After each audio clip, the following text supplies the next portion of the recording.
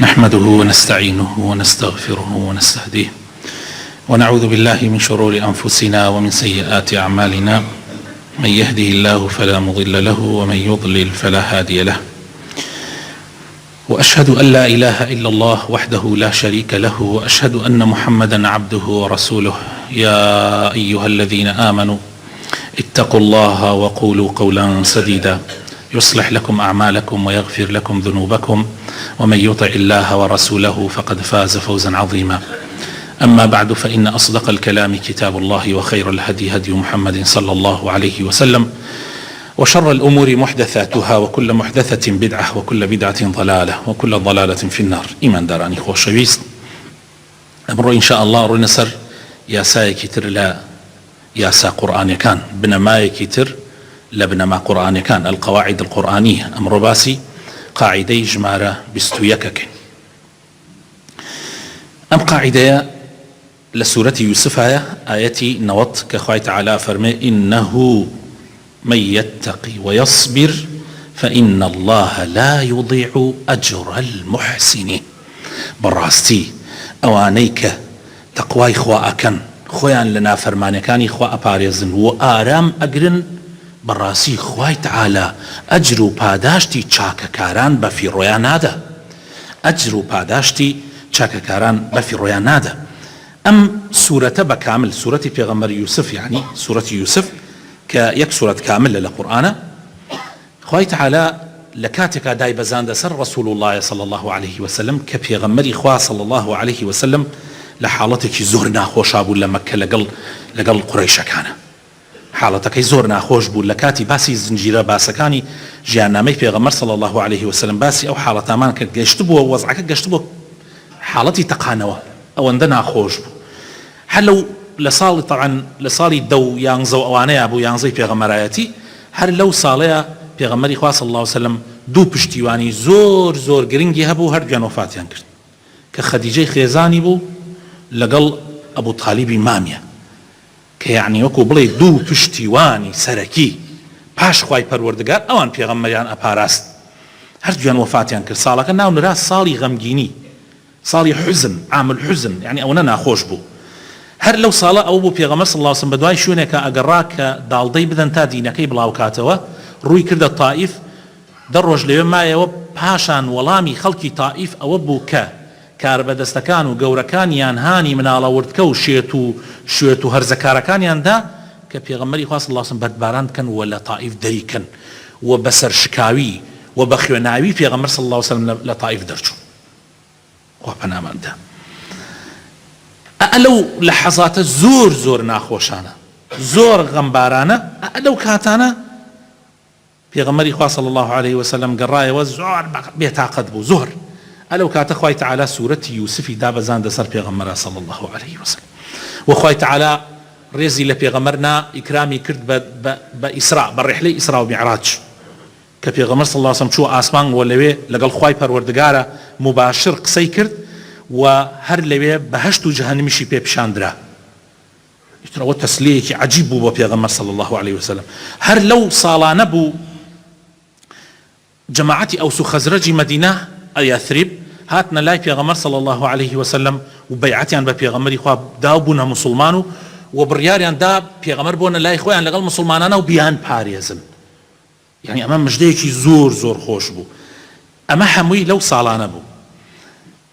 کاتی ئەم سورەتەدا بەزیار سەر پێغەمبەر صلی الله عليه وسلم وەکو چۆن بڵێ بە پێغەمبەر و بە موسڵمانان بڵێ دەرسێکی عەمەلیان پێ بدە کە ئێوە چەندێک ناڕەحەتی تان توش بێ، هەمووی خێر و بەرەکەتی تایە، ئەبێ سەبر بگرن، ئەبێ تەقواتان زیاد بێ، ناڕەحەتیەکان و ناخۆشیەکان ئەگۆڕێ بە خۆشی و بە شادی لە دنیا و لە قیامەتە ئەگەر ئینسان تەقوای هەبێ و سەبر بگرێ. هاها تەماشاکەن یوسف دوای ئەو هەموو ناڕەحەتیانە چەند سابر بوو. هاها تەماشاکەن باوکی یوسف دوای ئەوەی کەوا یوسفی کوڕی لەدەست ئەدا بەهۆی حەسادەتی براکانیەوە بەرامبەر بە یوسف، یعنی براکانی یوسف کوڕەکانی خۆی، بەڵام یعقوب عليه السلام موقفی چۆنە بێ. هەر لە سورەتی یوسف خوای تەعالا باسێکە ئەفەرمێ: فصبر جميل عسى الله أن يأتيني بهم جميعا إنه هو العليم الحكيم. يا بني اذهبوا فتحسسوا من يوسف وأخيه ولا تيأسوا من روح الله إنه لا ييأس من روح الله إلا القوم الكافرون. كرشلين كانم يعني وكركاني كبونا سبب تياتشوني هردو كركي يعني ونبوني هردو كركي برون بدوي يوسف وبراكيها بقرن لا رحمتي خواب بأميد مبن لمهرباني خواب بأميد مبن كسيك لمهرباني خواب بأميد أبي أجر كافر به. سبحان الله. أو صبره باش چەندین ساڵی دوور و درێژ ئەم پیاوە ئاوا مووقفی ئەبێ بەرامبەر بەخوای پەروەردگاری. جا خوای تەعالا بە ئێمە و طبعا بە پێغەمبەری خوا صلی الله علیه وسلم بە ئێمەی مسلمان ئەفەرمێ ئەی مسلمانان ئێوە لەسەرتانە هۆکار وەربگرن لە دنیا. ئەی ئەوانەی خاوەنی غەمن خاوەنی کێشەن هان لە ناڕەحەتیە هان لە ناخۆشیە ئێوە لەسەرتانە لەم دنیایە ئەسباب و مسببات ئەسبابەکان هۆکارەکان وەربگرن و پشت بخوای پەروەردگار بۆسن و ڕازی بن بە قەدەری خوای پەروەردگار چونکە ئێوە نازانن هەر موسیبەتیان هەر ناڕەحەتیەکتان بەسەرا دێ لە پاش ئەوە خوا چی بۆتان داناوە. یعنی ئێوە نازانن خێر ها لەکوێیە ئایا خێر لەوەیە خوا پێتی بدا یا خێر لەوەیە کە خوا پێتی نەدا. یعنی سەد و زۆر شتێ لەم دنیا حەزی لێەکەی تۆ نازانی خێر لەکوێیە تۆ نازانی کامیان خێرە خوا پێتی بدا خێرە یا منعی بکا لێت خێرە. بۆیە تۆ لەسەر ئەسباب وەربگری و پاشان پشت بەخوای پەروەردگارت بۆسی و ڕازی بی بە قەدەری خوا ئارام بگری بێئومێد نەبی لە ڕەحمەتی خوای تەعالا و لە بیریشت نەچێ کە خوای تەعالا ئەفەرمێ وعسى أن تكرهوا شيئا وهو خير لكم وعسى أن تحبوا شيئا وهو شر لكم. خوای تەعالا لە سورەتی بەقەرە ئەفەرمێ مسلمانان نەکەن قینتان لە شتێ بێیان حەز لە شتێک نەکەن کە خێرتانی تایە. سبحان الله تۆ دەست بۆ شتێکە بێ جاری وایە ئەڵێ ئەمە یاعی زۆر بەگەرمیەوە بۆی ئەچی بەڵام خوا پێتی نادا چونکە خێرتیتیان نییە بەس تۆ نازانی. هەروەها شتی وا هەیە تۆ حەزی لێ ناکە هاتوتە سەرتا زۆر پێی بێتاقەتی بەڵام خێرت لەو شتەیە والله يعلم وأنتم لا تعلمون. سەی چۆن کۆتایی پێهێنا بەچی وشەیەک بەچی بڕگەیەک خوای تەعالا پێ یعنی کۆتایی بەم ئاەتە دێنێ ئەفەرمێ خوا ئەزانێ ئێوە نازانن خوا علمی غەیبی هەیە و ئەزانێ لە پاشا چی ڕۆدا ئێوە نازانن. بۆیە دائیمەن سەبر بگرن ئارام بگرن. ها یوسف تەماشاکە یوسف کاتێ براکانی ئەیخەنە ناو بیرەکەوە یعنی زۆر حاڵەتێکی ناخۆشە یعنی تۆ دەبرا موامەرەت لێ بکەن لە حەسادەتە لەبەر ئەوەی لەبەر چاوی باوکی پێغەمبەر یعنی باوکت پێغەمبەرە لەبەر چاوی باوکت دوورت خەنەوە بە حەسادەت. بەڵام نەتیجەکەی چییە بێ؟ پێغەمبەر یوسف ئەبێ بە کۆیلە ئەیفرۆشن ئەیکەن بە کۆیلە دوای ئەوە ئەڕاتە میسر لەوێ کابرایەکە ئەیکڕێ عەزیزی مسرە ڕئیس وزەرای مسرە زۆر ڕێزی لێ ئەگرێ زۆر ڕێزی لێ ئەگرێ. ئەو ڕێزگرتنە زاهیرەکەی چاکە سەیکە یعنی خستنە ناو بیرەکەەوە بۆ سەبەبەوەی لە ماڵی سەرۆکوەزیرانی میسرا بژێ سیرکەن لێۆ نەتیجەکەی گەیشتە کوێ. ئێستا ها لە ماڵ ڕئیس وزەرای میسرا و مناڵ بوو ئێستا بۆتە پیاوێک وها لەو خۆشی و نیعمەتە ئەژێ بەڵام کەس نازانێ ئەوە خێری تایانە. بۆیە تەماشاکەی لەو ماڵەیە ژنی ڕئیس وزەرای مسر دڵی لێچێ و داوای کاری فاحیشەی لێەکە بەڵام ئەو ڕازی نابێ کە ڕازیش نابێ نەتیجەکەی بۆ کوێ ئەڕاتەوە ئیخاتە سجن. سبحان الله. کە ئیخاتە سجن تۆ ظاهر سجن خراپە هەمومان ئەزانین سجن ظاهر 7 ساڵ ئەم پیاوە لە سجنایە بە بێ ذەنب بە بێ گوناح بەس لەبەر ئەوەی وتوێتی من ڕازی نابم بە حەرام ڕازی نابم بە معسیەتی خوا ئەخرێتە سجن. لە ناو سجن ئەبێتە شوێنی بانگەواز بۆ پێغەمبەر یوسف. لە ناو سجنە پێغەمبەر یوسف دەیەها پیاوی کەڵەمێرد پیاکە سبحان الله بۆ داهاتوو ببن بە پشتیوان و یارمەتی دەری لە ناو سجنە. یعنی سجن ئەبێ بە قوتابخانە ئەبێ بە زانکۆیەک بۆ پێگەیاندنی دەیەها پیاوی گەورە پیاوی مەزب.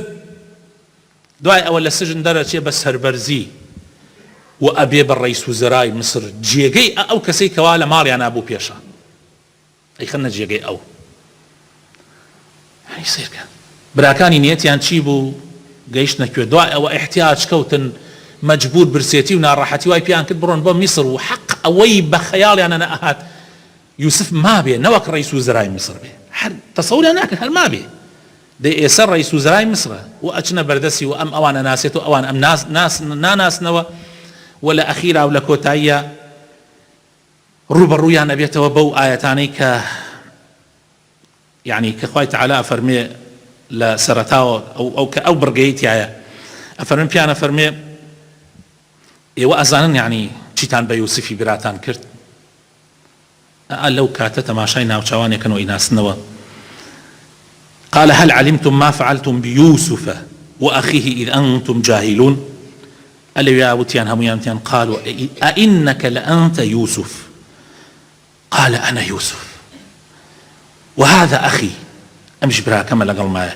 قد من الله علينا إنه من يتقي ويصبر فإن الله لا يضيع أجر المحسنين هر كسي أجر خوي لنا فرماني كان إخوة بباريزي خوي لقناح بباريزي وآرام قلبي براسي خوي پروردگار أجر و پاداشتي چاك كاران نافوتيني أما قاعدة أما ياسايا دڵنیابە تۆ لەم ژیانە ئەگەر چاکەکار بی هەرگیزا و هەرگیز ئەجر و پاداشتت نافەوتێ هەرگیزا و هەرگیز ئەمە بۆ پێغەمبەر بوو صلی الله عليه وسلم لە کاتێکا دابەزی کە پێغەمبەری خوا صلی الله عليه وسلم لەو حاڵەتەیە بوو خەڵکی مەکە کە براکانین لە حەسادەتا ئەبوو جەهل و جەماعەتەکەی وایان بە پێغەمبەر کرد پاشان دەربەدەریان کرد وەکو یوسف پاشان ئەو هەموو ناڕەحەتیانەی بینی پێغەمبەری خوا صلی الله عليه وسلم پاشان هەمان نەتیجە یوسف بەرامبەر بە براکانی ئەبێتەوە براکانی داوای لێبوردنەکەن لێمان خۆش ببە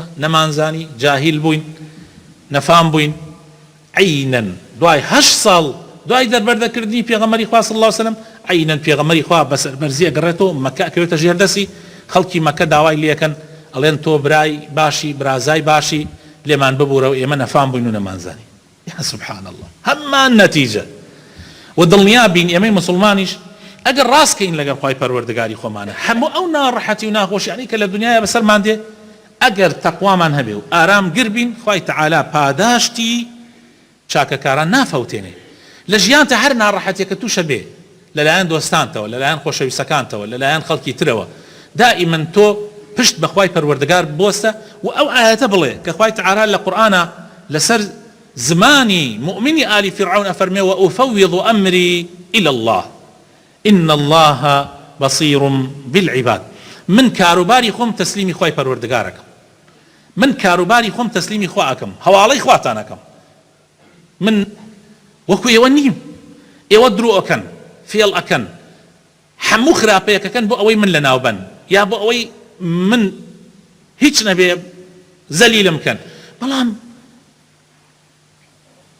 من ناتوانم عينا فيل عينا وك يودرو بكم يودرو من أجينا محلط بس من ناتوانم من ناتوانم وك يو فيل بكم وغش بكم وشيب كم وشيب كم بلكم من شيكم خوم تسليمي خواي پروردگاركم وأفوض أمري إلى الله أجر واتوت وبراستقيني تقوى إخوات هبو آرامت قرد وأوقسي كأيكي بالفعل توكل بخوا ببسي ولا قال خواي إخوتا راس بكي خواهي تعالى فرمي فوقاه الله سيئات ما مكروا خواهي تعالى باراستي لا أو فيلو طلق أو خرابانا كأوان نيتيان بو برامبر بأو بياوا بيكن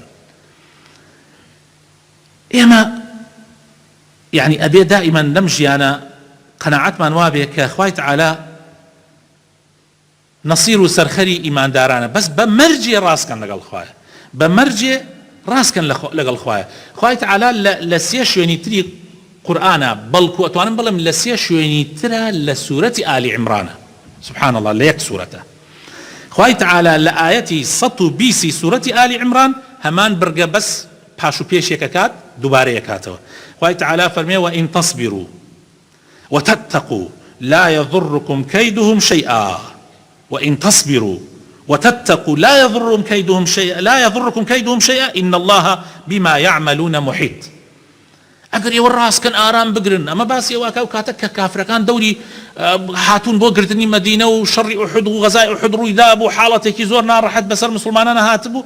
خوای تەعالا پیانە فەرمێ ئەگەر ئێوە ڕاستکەن ئارام بگرن و تەقوای خواتان هەبێ، هیچ فێڵ و تەڵەکەی ئەوان تەسیرتان تێ ناکە، ناتوانن هیچیان پێ ناکرێ. ئەمجا ئەگەر ئینسان ڕاستکە لەگەڵ خوایە تەئیدی ئیلاهیدا ئەبەزێ.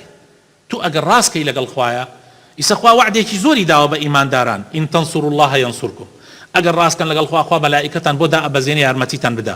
خوا چیتان بۆ کا چیتان بۆ کا چی. ئێمە هەموو ئیمانداران گومانمان هەیە خوا وعدی خۆی خلافەکە؟ خوا وعدی خۆی خلاف ناکە. ئەی هۆکار چییە؟ جاری وا هەیە ئێمە سەر ناخرین، جاری وا هەیە خوا سەرمان ناخە، جاری وا هەیە مثلەن هەنێک موسیبەتێ بە ئاسانی لەسەرمان لا ناچێ. هۆکارەکەی چی؟ هۆکارەکەی خراپی خۆمانە. ئێمە ئەم دوو مەرجەمان تیان نییە، تەقوا لەگەڵ سەبر تیامانە نییە. إلى هر كسيك شان نبي خوای تعالى وعدك بو كسانه خوای تعالى هر لسورة آل عمران آياتي 124 و 25 أفرمي، يعني 124 125 أفرمي: إذ تقول للمؤمنين ألن يكفيكم أن يمدكم ربكم ب3,000 من الملائكة منزلين بلى إن تصبروا وتتقوا ويأتوكم من فورهم هذا يمددكم ربكم ب5,000 من الملائكة مسومين. يعني يو قمانتان يا خوای تعالى ملائكتان يعني 3,000 ملائكتان بودانا بزينه، يعني قمانتان لو هي بلي اگر يو آرام گرن تقوای خواتان هبه، آرام گربن و تقوای خواتان هبه، بلي خوای تعالى 5,000 ملائكتان لقلا دا ابزينه برانبر بدجمنكانتان. بس بو مرجع يو او دو شرطتان تيابه لشوني كترى لحل سورة آل عمران لآيات 186 خوای تعالى أفرمي: لا تبلون في أموالكم وأنفسكم ولا تسمعن من الذين أوتوا الكتاب من قبلكم ومن الذين أشركوا أذى كثيرا. إيمان داران خوای تعالى يوي هاوردوتا أم دنيا قاعي امتحانه. والله خواه تاقيتانا كاتو لمالطانا، يعني سروت وسامان وخان ومال وسامان، خواه امتحان تانكا هروها امتحان تانكا لخودي خوتانا خوشا ويست أمري خوشا ويست نخوشا كوي حالتك بسرادي خواه تاقيت أكاتوا بزان آية صبرك وأمجا آزار للان كافركانوا للان أهل كتابه وأهل كتاب خوان أبيت إيدي وبكن چونکە ئێمە گشتمان ئێمە و مەسیحی و یەهودی هەمومان ئەهل کتابین، هەمومان خاوەن کتێبی ئاسمانین. ئەو هی پێغەمبەر موسا، ئەو پێغەمبەر عیسا، ئێمەش پێغەمبەر محەممەد. خۆی ئەبێ ئەوان دۆستی ئێمە بن، ئەبێ ئەوان لەگەڵ ئێمە بن. بە سوبحان الله ئازارمانەدەن، ناڕەحەتمانەکەن، بێتاقەتمانەکەن، غەمبارمانەکەن، هەروەها کافرەکانی تریش لە هەموو کاتێکە. جا خوای تعالى ئەفەرمێ بێتاقەت مەبن ئیمانداران.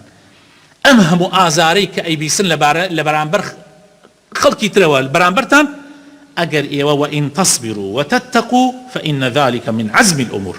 دڵنیابن ئەگەر ئارامتان هەبێ و تەقوای خوا بکەن، ئەوە لە کارە هەرە مەزنی پێغەمبەرەکانە، لە کارە گەورەکانە. ئولو العزم کێیە؟ ئولو العزم 5 پێغەمبەر لەناو هەموو پێغەمبەران 5 پێغەمبەر ئولو العزمە.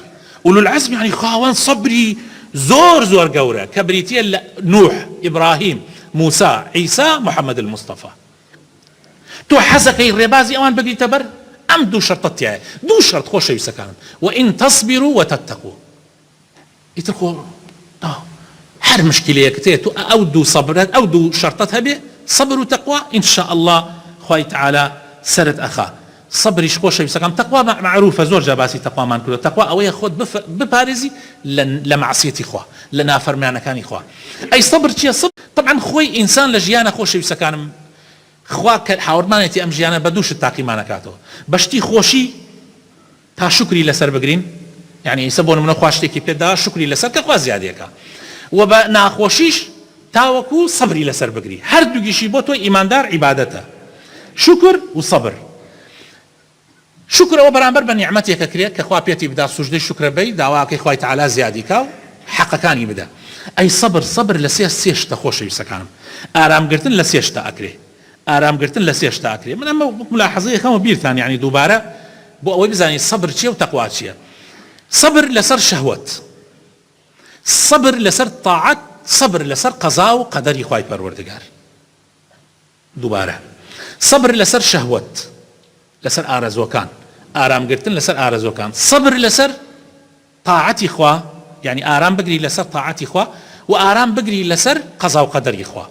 صبر لسر شهوات طبعا آرزو كان شين مثلا آرزو جنسي، آرزوي برسيتي، آرزوي تونيتي، أو آرزواني كلا الدنيا هي آرزوي دصلات، آرزوي پارە و پول ئەمانە ئینسان ئەگەر سەبری لەسەر بگرێ و ڕێگای حرام نەگرێتە بەر ئەوە ئیتر ئەوە هەنگاوی یەکەمت ناوە هەمومان حەز لە پارەکەین بەس کام پارە ئەمە حەڵاڵەکە ئەمش حرامەکە لەوانەیە حەڵاڵەکە قورس بێ ناڕەحەت بێ ئەمانە حرامەکە ئاسان بێ ئیتر تۆ بێ سەبر بکەی کاکای تر خۆ ئیماندار ئەوەیە فەرقی تۆ و خەڵکی تر ئەوەیە هەروەها ڕێگای حرام لە هەموو بوارێکی ترە بە هەمان شێوە سەبر لەسەر تاعات لەسەر نوێژەکانت سەبر بگری بەیانیان هەڵسی چەند ناخۆشە ساردە ناڕەحەتە وانە نوێژی بەیانیان زۆر قورسە لە هەمووی ناڕەحەترە و هەروەها نوێژەکانی تر هەروەها لەسەر ڕەمەزان کە ئینشاء الله زۆرمان نەما بگەینە ڕەمەزان لەسەر ڕۆژی ڕەمەزان لەسەر زەکات چەند زەحمەتە تۆ ماڵ پارەی خۆت دەرەکەی تۆ یەکەیتە زەکات ئەیکەیتە خێر و پارە خوا پێیتیدا شکریە بێ لەسەرکەی جا زەحمەتە کاتی ئەیشی بەخشیت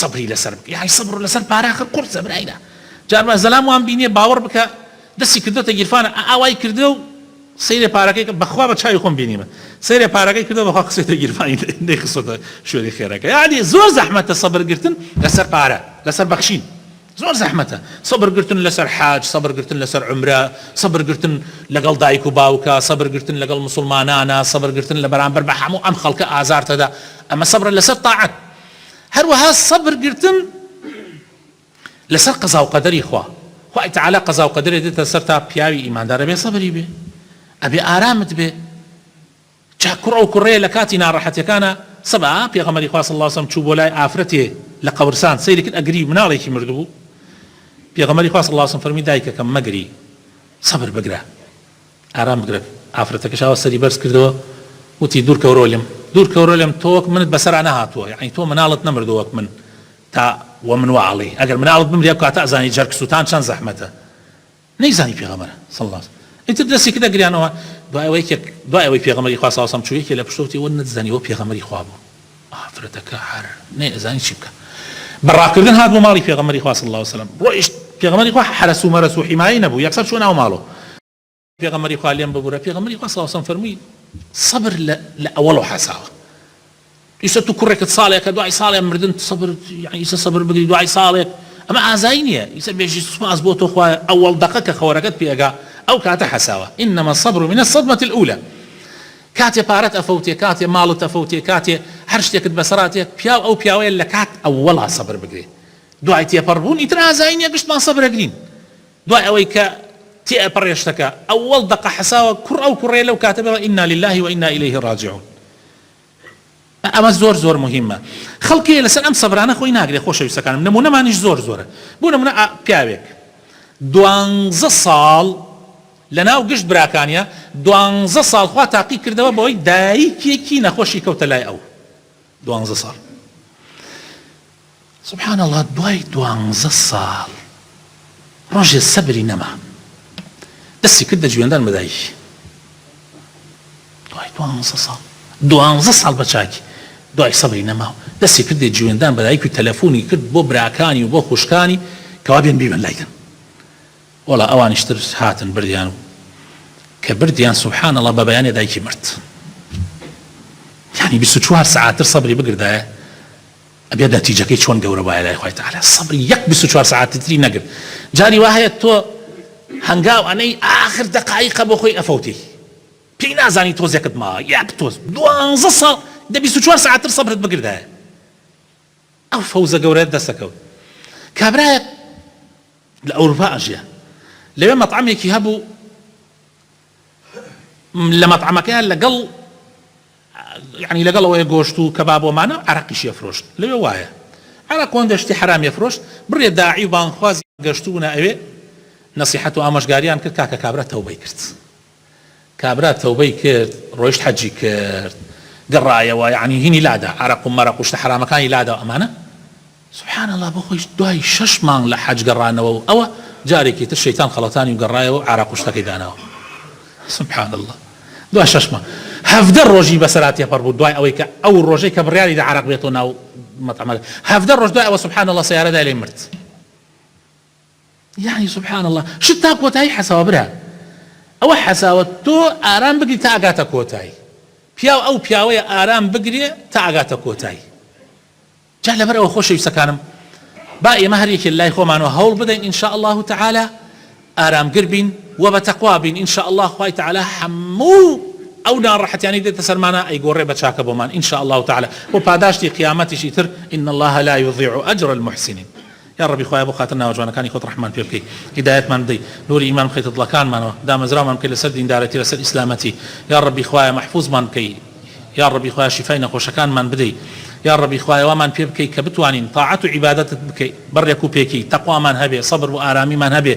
يا ربي صبر لەسەر شەهوەت بگرین، يا ربي صبر لەسەر طاعات بگرین، يا ربي صبر لەسەر قەزا و قەدەر و ناڕەحەتیەکان بگرین.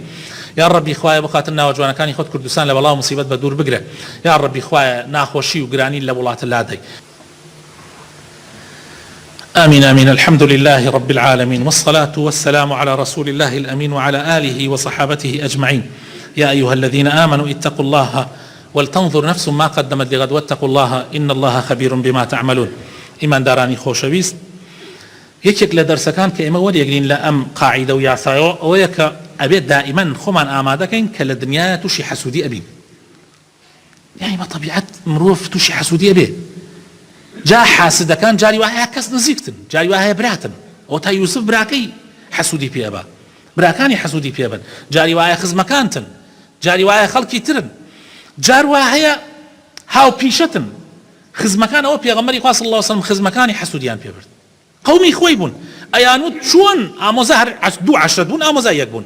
ئەبوو جەهل ڕئیسی ئەو عەشرەتەکەی تر بوو، ئەیوت بەنی هاشم لە چیا و لە چیا و لە چیا بەرامبەرمانیان گرت، ئێمە توانیمان لە چیا و لە چیا و لە چیا بەرامبەریان بگرینەوە، بەڵام پێغەمبەرایەتی ئێمە ناتوانین بێژین ئێمەش پێغەمبەرێکمان هەیە، بۆیە حتا ئەمێنم دژایەتیەکەم. سبحان الله. جاری وایە حەسوودیەکە لە خزمەکان تۆیە، جاری وایە حەسادەت لە هاوپیشەکەتەوەیە. مدرسە لەگەڵتا تۆ مدیری ئەو حەسوودی پێ بە حەزەکە بڕمێنێ و خۆی بێتە مدیر، تۆ هاوپیشەی تۆ مەلای ئەویش مەلایە حەزەکە لاددا و خۆی بڕاتە شوێنەکەت مەلایش. جاری وایە دکتۆرە، من بینیمە دکتۆر هەبووە پیلانی دنیای کرد لەبەر ئەوەی دکتۆرێکی تر تۆزێ هاوپیشە بوو، تۆزێ کەسێکی زیرەک بوو لێ هاتوو بوو لایدا و خۆی هینی زۆر بێ، جەماوەری زۆر بێ و بالفعلش لایدا. بەڵام ئەو بووە خێر بووی، ئەو ڕۆیە شوێنێکی تر خوای تعالی بەرەکەتی خۆی ڕشتە سەریە. مادام تەقوات هەبێ و سەبر بگری ئین شاء الله حتا ئەوەشە بێتە خێر بووت. جاری وایە ژن دوو ژنت هەیە هەوێن یەکترین، یەکیان حەسوودی بەوی تریان هەبە. جاری وایە کابرا حەسوودی پێ بە لەبەر خاتری پلەپایەک هەتا، لەبەر خاتری مەسەن پارەیەکە خوا پێتی داوە، خوا پێتی داوە، بەس ئەو نیەتی نەیداتە ئەو ئیمتیحانێکە. گورە هیلەکەی تۆش ئیمتیحانە، خۆ پارەوە نەوێت شتێکی چاک بێ. برا ئەم شەو لە ماڵێکە دانیشتین پیاوێ قسەی جوانی کرد، وتی مامۆستا تۆ ئێستا ئەخەوی لە ماڵە پارەیەکت نییە دەست بێ بیدزێ، لە وەک ئەو کەسە وایە پارەیەکی زۆری لە ماڵە دانا ئیتر حەساباتەکە سێ قوشار قفیدا لە دەرگاکای و خەزیێنەکەیمان وەک یەکوانەوتم نەوەڵا وەکێک دەیوتی ئاخرەوش نیعمەتە تۆ بتوانیەوە ئیسراحەت بخەوی. هەنێ بەسڵاتدار و هەنێ پارەدار هەیە ئاواتیانەوە یەک شەوە ئیسراحەت بخۆن، و نەوێ پارە چاک بێ، و نەوێ دەسڵات نیعمەتێکی باش بێ، بەردەوام ئەترسن لە دەستیان بچێ. هەروەها لە ئیش و کار و لە شتەکانی تری دنیاە هەر کەسێک ئەگەر ئەمانەی توش بوو حەسوودی لەم لاو لەولا بەس ئەوەنە سەبرت هەبێ و تەقوات هەبێ. تۆش وەک ئەو مەکە، تۆش پیلان مەگەڕە، تۆش جاسووسی مەکە، تۆش خراپەکاری مەکە، کاکە تۆ خوا شتێکی پێت داوە بزانە بیپارێزە وەو شێوەی کە خوا گەرەکێتی، وەو شێوەی کە خوا ئەیەوێ. خوای تعالی سەبر و تەحەمل و تەقوامان پێ ببەخشێ ئین شاء الله.